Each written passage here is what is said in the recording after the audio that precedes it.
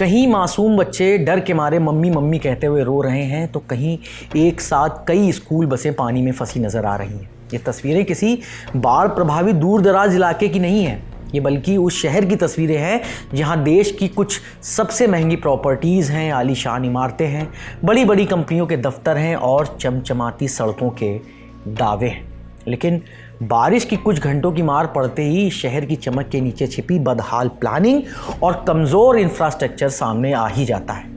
जी हाँ, बात हो रही है साइबर सिटी गुरुग्राम की, जिस शहर में आम दिनों में भी ट्रैफिक इतना बेहाल रहता है कि कुछ किलोमीटर का सफ़र तय करने में घंटों लग जाते हैं। वहाँ जब आसमान से पानी बरसता है ना, तो सड़क और नाले के बीच का फ़र्क ही मिट जाता है और फिर वही तस्वीरें सामने आती हैं, जैसे सड़कों पर पानी, उसमें फंसी गाड़ियाँ, जाम में जूझते लोग और स्कूल बसों में बच्चे डरे हुए जो बैठे हुए हैं, वो डरे हुए बच्चे। वैसे ये पहली बार नहीं है, गुरुग्राम में बारिश और जलभराव की ये तस्वीरें हर साल लौटती हैं। सवाल बस इतना है कि शहर की समस्या वही की वही क्यों रह जाती है।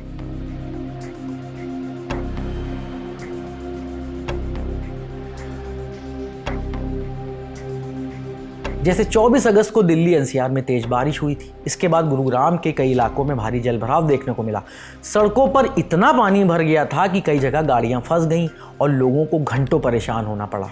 और इसी बारिश के दौरान गुरुग्राम से नर्सरी के बच्चों को लेकर निकली एक स्कूल वैन शीतला माता मंदिर के पास पानी में फंस गई।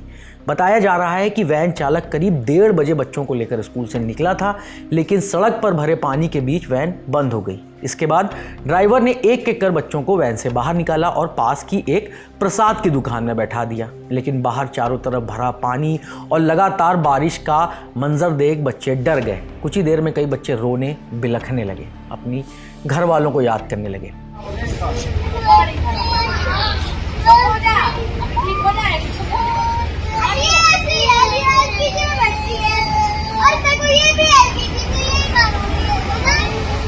ऐसी ही एक तस्वीर गुरुग्राम के सेक्टर 47 में रेल विहार और सुभाष चौक के पास से आई। यहाँ स्कूल बसें कई घंटों तक फंसी रहीं। बाद में बच्चों के पेरेंट्स ने उन्हें कंधों पर उठाकर घुटनों तक पानी में वहाँ से बाहर निकाला, एक तरह से रेस्क्यू किया। मिलेनियम सिटी के नाम से मशहूर गुरुग्राम में बड़ी बड़ी कॉरपोरेट इमारतें और करोड़ों रुपए की लग्जरी प्रॉपर्टीज़ हैं, लेकिन बारिश आते ही शहर के कई इलाकों में जलभराव की समस्या सामने आ जाती है और ऐसा हर साल होता है। जिसके बाद सवाल उठते हैं कि आखिर बरसात में गुरुग्राम इतनी जल्दी पानी से कैसे भर जाता है। इस पूरे मामले में जो सबसे बड़ी दिक्कत है वो है इंफ्रास्ट्रक्चर की, यानी जिस रफ्तार से गुरुग्राम में कॉरपोरेट ऑफिस बने, रेसिडेंशियल बिल्डिंग बनी, उस हिसाब से शहर का इंफ्रास्ट्रक्चर नहीं बदला।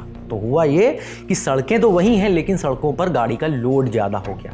एक तरफ ऐसे रिहायशी इलाके हैं जहां घरों की कीमत करोड़ों रुपयों में है, दूसरी तरफ उन्हीं इलाकों के बाहर कुछ घंटों की बारिश के बाद सड़कें पानी में डूब जाती हैं। ऐसे कई वीडियो सोशल मीडिया पर वायरल हैं, आपने भी देखे ही होंगे। खराब अर्बन प्लानिंग, ड्रेनेज नेटवर्क पर अत्यधिक दबाव, नाम मात्र का ग्रीन कवर, वाटर बॉडी पर अवैध कब्जा और नेचुरल ढलान, ऐसी कई समस्याएं हैं। एक दिक्कत जवाबदेही की भी है। गुरुग्राम की सड़कें, नाले, ड्रेनेज सिस्टम जैसे अलग अलग समस्याएं किसी एक डिपार्टमेंट से जुड़ी हुई नहीं हैं।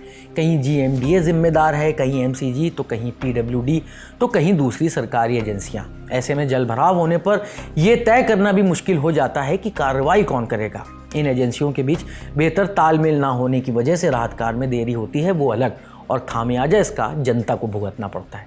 इस साल मानसून में ये तीसरी बार है जब गुरुग्राम बारिश के बाद लगभग ठप हो गया। पहले जुलाई और फिर अगस्त की शुरुआत में भी बारिश के बाद जलभराव, ट्रैफिक जाम और वर्क फ्रॉम होम की स्थिति बन गई थी। बारिश के बाद गुरुग्राम की ऐसी हालत पर सियासत भी होती है। विपक्ष सरकार से सवाल पूछता है और सरकार कहती है कि ये सब एक बार में ठीक नहीं होगा, वक्त लगेगा। 12 साल से बीजेपी सरकार ने गुड़गांव को, गुरुग्राम शहर को, उन्होंने कभी वो उसे कूड़े का ढेर बनाते हैं, कभी वो गंदगी का गटर गुड़गांव को बनाते हैं और कभी बाढ़ का शहर बना देते हैं। 1400 करोड़ रुपया नायब सैनी जी आपने खर्च किया, बड़े बड़े दावे किए, परंतु हो क्या रहा है? स्कूल बसें फ्लड के पानी में, बारिश के पानी में बह रही हैं। बच्चे 6-6 घंटे वहां बैठे हैं, बच्चे किलकिला रहे हैं, रो रहे हैं, आंसू बहा रहे हैं। पर बच्चों तक को बचाने के लिए अब क्रेन लाकर 6-6 घंटे के बाद स्कूल बसेस को निकाला जा रहा है। ना गाड़ियां चल पा रही, ना स्कूल बसेस चल पा रही, ना लोग काम पर जा पा रहे। जो हिंदुस्तान का आईटी हब है गुरुग्राम, वो हिंदुस्तान का बाढ़ हब बन गया है बारिश के पानी से। केवल अपार्टमेंट्स की कीमत है, बिल्डिंगों की कीमत है, पर सड़क पर जाने और चलने वाले की जान की कोई कीमत नहीं। तो इसके लिए अगर कोई जिम्मेवार है तो वो व्यापक भ्रष्टाचार जो गुड़गांव में हुआ, वो सारी गड़बड़ झाला जो गुड़गांव में हुआ, वो सारी हेरा फेरी जो गुरुग्राम के अंदर हुई, और हरियाणा के देश के आईटी हब को उन्होंने एक फ्लड सिटी में, गटर सिटी में, कूड़ेदान में तब्दील कर दिया है। कब नायब सैनी जी आपकी जवाबदेही और बीजेपी के एमएलएस, बीजेपी के मेयर, बीजेपी के सांसद, तीनों सरकारें आपकी है, वहां तो डबल नहीं ट्रिपल इंजन सरकार है, उनकी जवाबदेही कब सुनिश्चित होगी? और क्योंकि लंबा टाइम की बात है तो इसमें सारी की सारी जो इसके सॉल्यूशंस भी निकालने में टाइम लगेगा। मैं अपने विभाग के बारे में भी जैसे आपको बताऊं, इरिगेशन डिपार्टमेंट का इतना लंबे टाइम से काम नहीं हुआ है, इतना झरझर हालत पूरे इंफ्रास्ट्रक्चर की हो गई है कि अब उसको एक वर्ल्ड बैंक प्रोजेक्ट के तहत बहुत हद तक उसका पूरा नवीनीकरण होगा। तो ये सारी की सारी इसलिए पॉसिबल है क्योंकि वो विजन है और ये इस मामले में स्टॉक लिया है कि किस तरीके से पूरा की पूरा हरियाणा प्रदेश के अंदर हमको इरिगेशन डिपार्टमेंट को कैसे सुधारना है। अब सरकार और विपक्ष के अपने अपने आरोप प्रत्यारोप हैं, लेकिन इन आरोपों से इस सवाल का जवाब अभी तक नहीं मिल पाया है कि आखिर बारिश में गुरुग्राम की इतनी बुरी हालत का जिम्मेदार है कौन। आपको क्या लगता है, हमें कमेंट बॉक्स में बताएं। इस खबर की स्क्रिप्टिंग की है साथी सुप्रिया ने, मैं हूं नीरज और आप देखते रहिए दी लल्लन टॉक।